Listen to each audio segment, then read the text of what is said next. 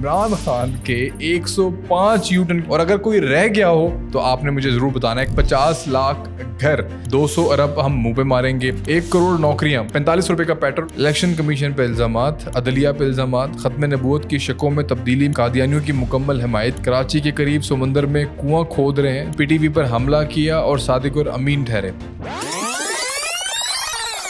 अस्सलाम वालेकुम, मैं हूं असद एस मिर्ज़ा और आप देख रहे हैं 360 डिजिटल व्लॉग। आज हम बात करेंगे इमरान खान के 105 यूटर्न के बारे में, और 105 यूटर्न हम कोशिश करेंगे कि आपको 105 सेकंड्स में हम आपको ये बता सकें। और अगर कोई रह गया हो तो आपने मुझे ज़रूर बताना है कमेंट करके कि कौन सा यूटर्न रह गया है और कौन सा यूटर्न आपका सबसे ज़्यादा फेवरेट था।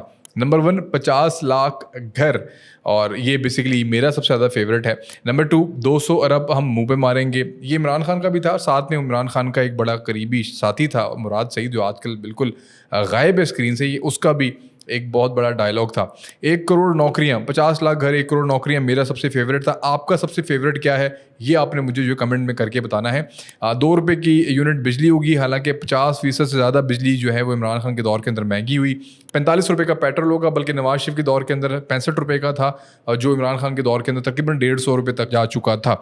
नौकरियों की बारिश होगी, बाहर से लोग काम ढूंढने पाकिस्तान आएंगे, भीख नहीं मांगेंगे बल्कि दर दर के ऊपर जो है वो भीख मांगेगी। IMF के पास जाने से पहले मैं खुदकुशी कर लूँगा, बाहर पड़ा सारा पैसा वापस लाएंगे, रियासत मदीना बनाएंगे, नवा पाकिस्तान बनेगा, कश्मीर आज़ाद कराएंगे, एक्सटेंशन नहीं देंगे, गरीब को रोज़गार फराहम करेंगे, इलाज फ्री होगा, मुल्क तरक्की करेगा, कारोबार वाफिर होंगे, फैक्ट्रियाँ लगेंगी। शेख रशीद जैसा आदमी को अपना चपड़ासी भी ना रखूँ, बल्कि ऐसा यूटर्न जिसे कहते हैं कि शेख रशीद और हमारी सोच एक है, और वो वज़ीर दाखिला थे।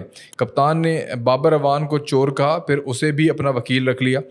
चोरों की असम्बली में नहीं बैठूंगा, सिविल नाफरमानी की तहरीक, 22 साल हुक्मरान टैक्स चोर, अब आवाम टैक्स चोर, जुम्मे को छुट्टी, वैलेंटाइन डे पे पाबंदी, टिकटॉक बंद करने का ऐलान, मनी चेंजर आउटलेट बंद करने का ऐलान, डॉलर जला दूंगा, एमनेस्टी स्कीम नहीं दूंगा, NRO नहीं दूंगा, चोरों को नहीं छोड़ूंगा, इंसाफ सबके लिए एक होगा, कानून सबके लिए बराबर होगा, पुलिस में इस्लाहात लेके आऊँगा, कतर से वापसी पर मुजरिमों को इबरत का निशान बनाऊंगा।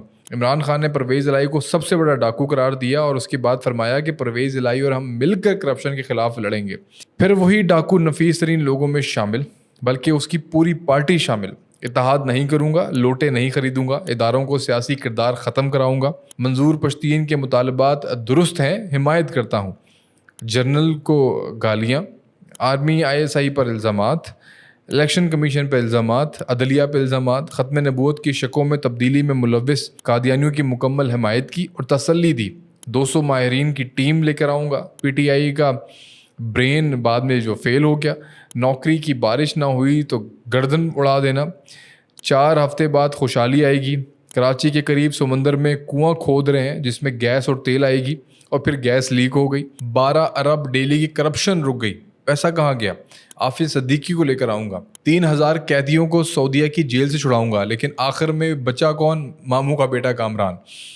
मरूसी सियासत ख़त्म करूँगा, बल्कि जहांगीर तरीन और उसके बेटे को टिकट जारी किया गया। बनी गाला जो जमाइमा ने गिफ्ट किया, बनी गाला लंदन फ्लैट्स बेचने पर मिला, PTV पर हमला किया और सादिक और अमीन ठहरे। जाली डिग्री वाले और चोरों को नहीं लूँगा, धरना देने वालों को कंटेनर दूंगा, पार्लियामेंट पर लानत भेजकर डाकुओं की इमाजगाह कहकर उसी की तनख्वाह लेता रहा। इलेक्शन में वसी पैमाने पर धांधली का इल्ज़ाम लगाया और साबित करने में नाकाम रहा, फिर भी वो सादिक और अमीन कहलाता है। 2013 में इमरान खान ने नजम सिटी पर 35 पंचर का इल्ज़ाम लगाया और दावा किया कि मेरे पास टेप मौजूद है, लेकिन बाद में यूटर्न लेते हुए कहा कि ये तो एक सियासी बयान था। खान साहब साबिक चीफ जस्टिस पर भी धांधली का इल्ज़ाम लगाकर दस्तबरदार हो चुके हैं। जनाब ने कहा था कि इफ्तिखार चौधरी इस मुल्क की आखिरी उम्मीद है, और फिर फरमाया कि इफ्तिखार चौधरी भी धांधली में मुलव्विस हैं। शहबाज शरीफ इल्ज़ाम लगाया और अब हर जाने का केस में कोर्ट में सबूत नहीं दे रहा। नवाज शरीफ के इस्तीफे तक शादी नहीं करूँगा, लेकिन फिर धरने के दौरान ही कहा कि धरना इसलिए दे रहा हूँ ताकि मैं शादी कर सकूँ। फिर तलाक पर कहा कि तलाक की बातें मीडिया कर रहा है, सब झूठ है, लेकिन जब तलाक हो गई तो फरमाया कि तलाक मेरा ज़ाती मसला है, कोई बात करे ना करे। बुशरा मानिका की खबर लीक हुई तो कहा सिर्फ पैगाम भेजा है, फिर इन्हीं गवाहान की गवाही पर निकाह भी कर लिया। जनाब ने ऐलान किया कि नवाज शरीफ को वज़ीर-ए-आज़म नहीं मानता, फिर उसी के लगाए हुए आर्मी चीफ को मुबारकबाद पेश करते रहे। نواز شریف کی نااہلی کو بہترین فیصلہ قرار دیا اور پھر خود ہی کہہ دیا کہ کمزور فیصلہ دیا ہے۔ خان صاحب نے کہا کہ آف شور کمپنیاں رکھنے والے چور ہیں۔ پھر جب اپنی نکل آئی تو کہا کہ میں نے آف شور کمپنی اس لیے بنائی تاکہ میں ٹیکس بچا سکوں۔ بنی گالا ہی کے بارے میں ایک بیان، کاؤنٹی کے پیسوں سے خریدا، اچانک یو ٹرن لیا اور کہا نہیں یہ پیسہ تو جمائما نے گفٹ کیا تھا۔ پاناما سکینڈل، ہمارے پاس ثبوت ہیں، لیکن جب ثبوت عدالت نے مانگے تو کہا ثبوت دینا حکومت کا کام ہے، اس لیے جب خود عمران خان پر کیس ہوا تو کہا کہ ثبوت وہ دیتا ہے جو الزام لگاتا ہے۔ آصف زرداری کو بیماری قرار دیا اور پھر جب سینٹ میں اس بیماری کو ووٹ بھی دیا، میرے لوگوں کو خریدا نہیں جا سکتا۔ پھر کہا کہ میرے لوگ بک گئے ہیں۔ میٹرو کو جنگلہ بس کہتے کہتے تھکتے نہیں تھے، لیکن پھر پشاور میں یہی جنگلہ بس بنا ڈالی۔ پنجاب میں میٹرو بس کے ایلیویٹڈ ٹریک پر بھی تنقید کی اور کہا دنیا کے کس ملک میں بس اوپر ہوا میں چلتی ہے۔ پھر پشاور میں ایلیویٹڈ ٹریک بنایا اور کہا کہ نیچے جگہ نہیں تھی۔ دھرنے کے دوران نواز شریف کے استعفے کا مطالبہ کیا، لیکن اپنے ہی نمائندوں کے اسمبلی سے استعفے دلوائے۔ عمران خان نے 2009 میں الطاف حسین کی تعریف کی اور پھر قاتل اور دہشت گرد کہا، اور زہرا شاہد کے قاتل کا الزام بھی ایم کیو والوں پر لگا دیا۔ Imran Khan, Pervez Musharraf, Takhar Muhammad Chaudhry, chief election commissioner فخر الدین جی ابراہیم کی تعریف کی اور اس کے بعد انہی پر تنقید کے نشتر برسائے، پارلیمنٹ کا بائیکاٹ کیا اور پھر خود ہی واپس آ گئے۔ 30 اکتوبر کو اسلام آباد بند کرنے کا اعلان کیا، پھر یو ٹرن لے کے دھرنے کی تاریخ تبدیل کر کے 2 نومبر کر دی۔ دھرنے سے پہلے خان صاحب نے شیخ رشید کے ساتھ لال حویلی کے سامنے ٹریلر دکھانے کا وعدہ کیا، لیکن ہمیشہ کی طرح مکر گئے اور ٹریلر نہیں دکھایا۔ انتخابات فوری ہونے چاہیے اور اس میں ملک کے مسائل کا حل ہے، اس مطالبے سے بھی پھر گئے۔ ہم نے جماعت سے مشورہ کیا کہ بعد میں فیصلہ کرتے ہیں کہ انتخابات پر وہیں ہونے چاہیے۔